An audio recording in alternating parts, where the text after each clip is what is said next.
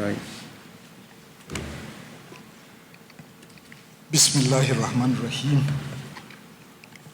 To make this presentation, my first thought was that the organizers had lost hope in the capability of Nigerians to form a strong, united country, and that they had started thinking of employing robots and artificial intelligence.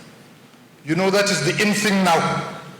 So I thought, as a software engineer, I was to come and present a lecture on some of the strategies that could be employed for the use of robots and artificial intelligence. But on second thoughts, seeing that this lecture is being developed, is being given, is being delivered in this national mosque, I realized that the lecture should be delivered from an Islamic perspective. And therefore, these are the contents of my lecture. In particular, I'm going to talk about the Islamic principles of unity and mutual coexistence, and go all the way to the end to give some recommendations to the incoming government. I start with the type of nation that we are aspiring for. And all of us Nigerians are united on the fact that we want a secure and peaceful nation. We want to be living in mutual harmony and peaceful coexistence. We want a prosperous nation with good opportunities. We want a nation where integrity, honesty, piety, humility, and moral uprightness are sought for. And we want a nation that motivates all of us to put in our best. Now, what are the Islamic principles that will help us to build this great nation? I delved into the Quran and the Sunnah of our noble Prophet sallallahu alaihi wasallam, and came up with very many principles. And I guess these are just a few of them. There are many others. The first one, of course, is Tawheed, because everything in Islam revolves around this concept of a creator who is one and alone, and created beings. And these created beings, with all their diversity, all of them have, especially the human beings that are part of this created world, they all have a common origin. Islam emphatically describes the entire human race as having a common origin where no race or tribe is superior to one another. There are verses of the Quran and there are also hadiths of our noble Prophet sallallahu alaihi wasallam. In one of such hadith, in fact, during the Prophet's farewell message, farewell sermon, our noble Prophet sallallahu alaihi wasallam tells us that all mankind is from Adam and Eve. An Arab has no superiority over a non-Arab, nor does a non-Arab have any superiority over an Arab. A white has no superiority over a black, nor does a black have any superiority over a white. In fact, much as there is a lot of diversity amongst us, Allah the Most High tells us why He made this diversity. Allah says, Ya ayyuhan nas, inna khalaqnakum min dhakarin wa untha وَجَعَلْنَاكُمْ شُعُوبًا وَقَبَائِلَ لِتَعَارَفُوا إِنَّ أَكْرَمَكُمْ عِنْدَ اللَّهِ أَتْقَاكُمْ إِنَّ اللَّهَ عَلِيمٌ خَبِيرٌ. O mankind, indeed we have created you from male and female into peoples and tribes that you may know one another. Many scholars on tafsir have explained the meaning of this lita'arafu. The very revolutionary scholar Sayyid Qutb tells us that lita'arafu means that Allah subhanahu wa ta'ala has created us into nations and tribes for the purpose of getting to know one another and for the purpose of living peacefully together. In fact, we should live in unity and peace and collaboration. Directly deriving from the principle of this common origin, Islam preaches the equality of all human beings. As far as Islam is concerned, all human beings are equal in the sight of Allah, irrespective of their color or race. And this is a strong principle that permeates all aspects of Islam. And it is this equality that Malcolm X, the famous Malcolm X, explains that America needs Islam because this is one religion that erases from its society the race problem. He explains in a letter that he sent while he was performing Hajj that I have never before seen sincere and true brotherhood practiced by all colors together, irrespective of their color. And when we look at justice, justice is another principle that Islam passionately and emphatically advocates for in both theory and practice.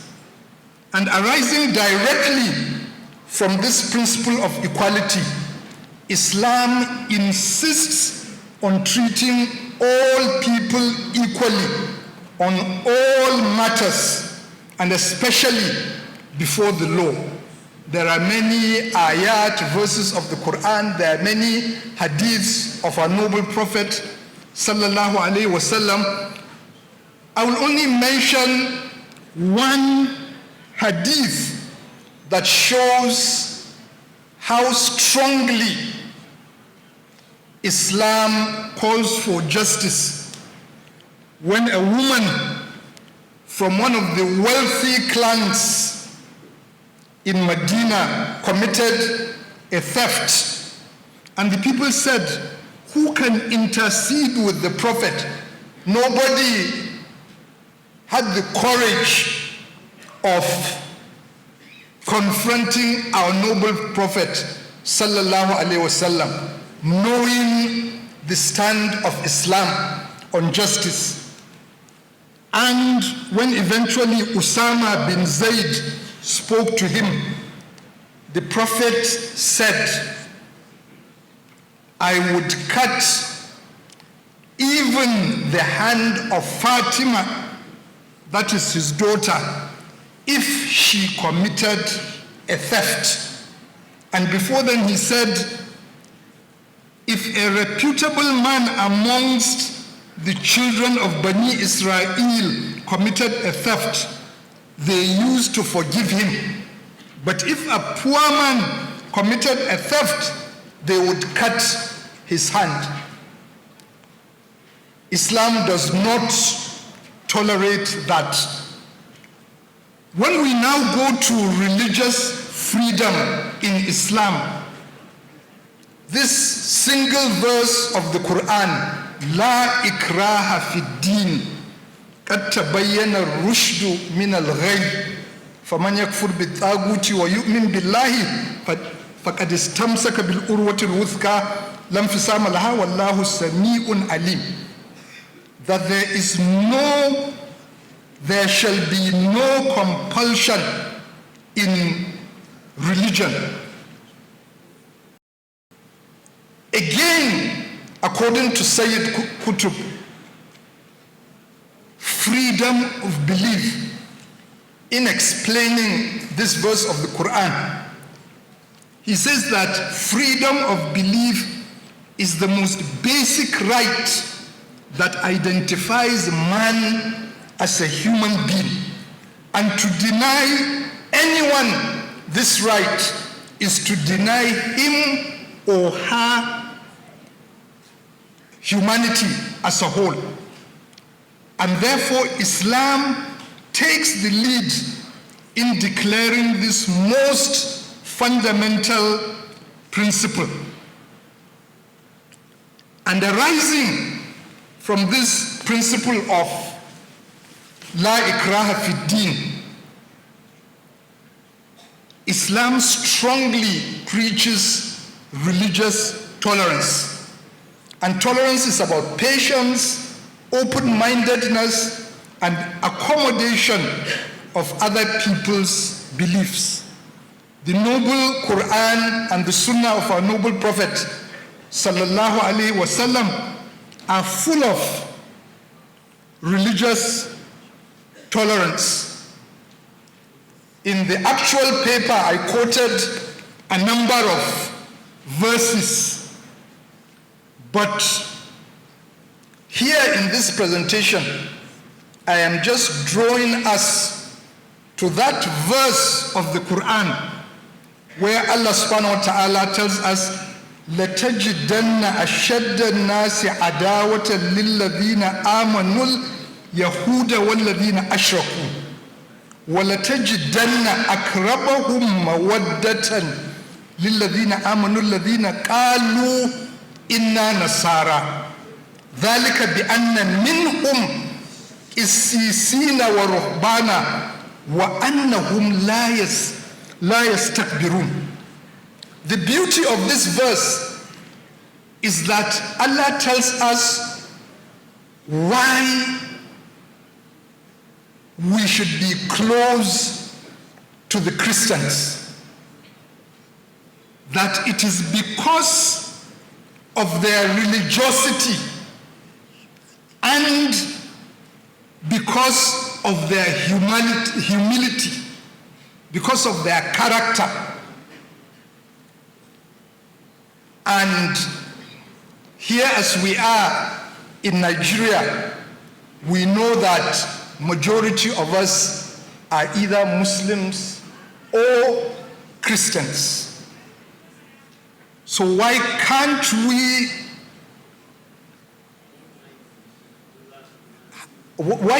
imbibe this spirit of religious tolerance? Let me quickly go through some practical examples during different periods of history. I selected about 7, and I will go very quickly through them. The first is during the early Islamic period. We know that during this early Islamic period, the Muslim society was a multiracial one that had non-Arabs such as Salman the Persian, Suhaib Ar-Rumi the Greek, and Bilal the black Ethiopian slave. All of them rose to prominence in spite of the fact that they were non-Arabs. Another obvious example is how our noble Prophet sallallahu alaihi wasallam brought about what is considered to be the very first constitution, the so-called Medina Charter, to bring about a harmonious and mutually cohesive Medinan state where peace and unity was established amongst the various tribes. The Medina Charter provides specific rules and regulations about the conduct of the very various parties, including ways of resolving disputes. This was, of course, 15 or so centuries ago. So there was this Medinan Charter, and in the paper I brought some of the clauses of the Medinan Charter to show how our noble Prophet was so strongly committed to bringing about racial and religious harmony. Then I went to the period of the rightly guided caliphs, and I brought this example in the time of Umar radiyallahu anhu, who brought about so much religious freedom, so much religious freedom that Jews and Christians were relieved of all oppression, and they were all allowed to go back to their holiest city, Jerusalem, to worship. This was after the liberation of Jerusalem by Sayyidina Umar radiyallahu anhu. When you go to other periods of Islamic history, you see this same spirit of religious tolerance of mutual coexistence. During the Umayyad Caliphate, when Ibn Qasim, a Muslim general, led an army of 6,000 soldiers into the Indian subcontinent, when eventually Muslim rule was established, on the advice of his superiors in Iraq, Ibn Qasim extended the same religious freedom to Buddhists and Hindus that was already being given to Christians and Jews elsewhere in the Muslim world. When we go to the Abbasid Caliphate, over and above this spirit of religious tolerance, the Abbasid Caliphate exemplified the tolerance even a step further by appointing non-Muslims, many of whom were Christian, to the civil service, including the most senior vizier, waziri we would say in Hausa, demonstrating the emphasis placed on merit, education, and qualifications.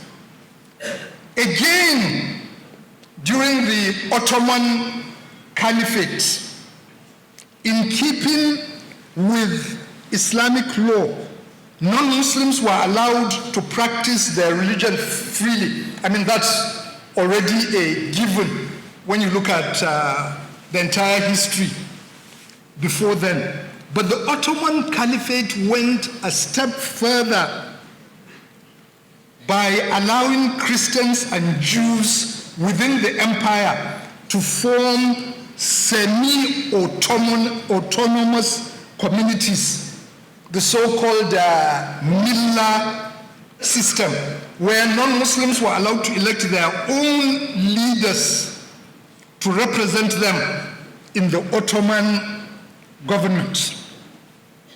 Now, if we come closer home to Nigeria, the principle of religious freedom and the ensuing spirit of religious tolerance are so deeply ingrained in Islam that they have pervaded all nooks and corners of the Islamic Ummah. So even during the Sokoto Caliphate, there are several examples. For example, when Captain Clapperton and their team arrived at Borno, they were very warmly received and well treated by the Shehu of Borno. And when they were leaving from Borno to Sokoto, the Shehu of Borno wrote a letter to the Emir of Kano and another one to Amir Muhammad Bello. And the Shehu of Borno wrote of them as English travelers whose nation, out of all other Christians, has maintained with the Muslims uninterrupted treaties of religious amity and friendship. And in his letter to Muhammad Bello, he asked him to recall that true Muslims have always avoided shedding the blood of Christians, but have assisted and protected them with their own honor. Ironically, it is this team that later on helped bring about colonialism. Again, during the First Republic, we see the message of Sir Ahmad Bello the premier of northern Nigeria. So why are we disunited? I have tried to answer the question, and most Nigerians obviously know why we are disunited. I have mentioned colonialism. Some people talk about this amalgamation in 1914 in the first instance was not good for us. But really the problem is not so much that, it is more that the colonialists were not interested in our unity. But now that the colonialists are not there, why are we not united? I have also given materialism and secularism as one of the reasons, and of course, corruption is one of the things that helps us to accentuate our religious and ethnic differences. Because when corrupt people find themselves in danger of being caught for their criminal activities, they incite their fellow tribesmen and religious associates. Same with divisive politics. Politicians, and we have many of them here, when they see they can increase their chances of winning elections by whipping up religious and ethnic sentiments, they turn to these sinister methods. Meanwhile, unknown to the masses, these politicians and elites are always together pursuing their selfish interests. Now, the last part of my presentation, a few recommendations for the new government. These are the topics. The first is leadership by example. We expect all our elected and appointed leaders to lead by example, just as our noble Prophet sallallahu alaihi wasallam did. We expect our new government to make suitable appointments. Fortunately, the president-elect has been known to make very appropriate appointments, especially while he was the Lagos State Governor. He is remembered to have established a very strong and formidable team that performed wonders. Just as the Vice President-elect did the same thing in Borno, and that is why everybody is so happy about Governor Zulum. Security, we all know the importance of securing a nation. A nation can only develop socially, culturally, economically, and educationally when peace and security prevails within the width and breadth of the entire country. The incoming administration would need to address these challenges head on with all the wisdom, strategy, negotiation skills, military might, and resources that they require. The economy is another item that is in the minds of all Nigerians. The president-elect was able to transform Lagos into a rich, economically viable state within the span of a few years. And Nigerians are waiting for the president-elect to perform the same miracle. Same with education. the forthcoming administration of President-elect would do well to look very critically at the education sector, the fight against corruption. The only way for Nigerians to have confidence in the new administration is when they see that in both theory and practice. And the final one, national integration, that we need our leaders to work on national integration. Only visionary leaders can unite a divided country and motivate its citizens to work towards building a great nation. So Nigerians are looking up to the president-elect, the vice president-elect, and other Nigerian leaders to do so. In conclusion, we cannot have a better Nigeria unless we're able to unify ourselves and exploit our ethnic, religious, and cultural diversity as a source of strength rather than a cause for ethnic conflicts and religious crisis. I end with what I started.